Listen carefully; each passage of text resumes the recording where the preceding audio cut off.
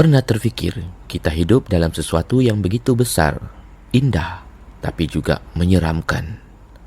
Galaksi Bima Sakti ialah rumah kepada lebih 200 bilion bintang, termasuk matahari kita. Bentuknya spiral dengan diameter kira-kira 100,000 tahun cahaya.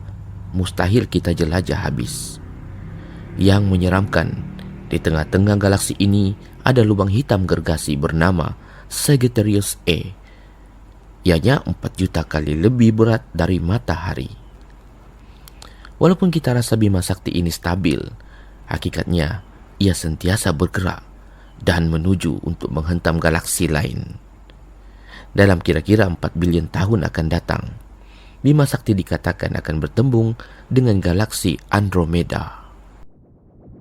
Dan yang paling pelik, kita hanya kenal kurang 1% daripada keseluruhan galaksi ini.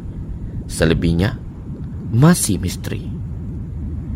Jadi, adakah kita benar-benar selamat dalam galaksi sendiri atau hanya menunggu kejutan besar dari angkasa? Wallahu alam.